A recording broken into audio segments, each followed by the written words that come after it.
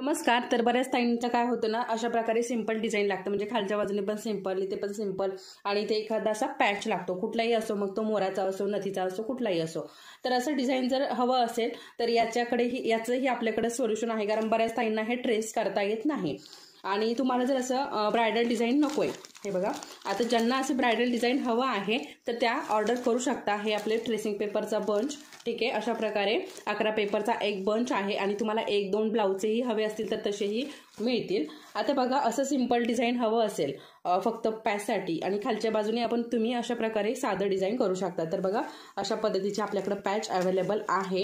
हे बघा, 2 नथीचे आहेत आणि हे 4 मोराचे आहेत. तर वेगवेगळे मोर आहेत प्रत्येक. हे बघा, अशा पद्धतीने हे मोर आहेत.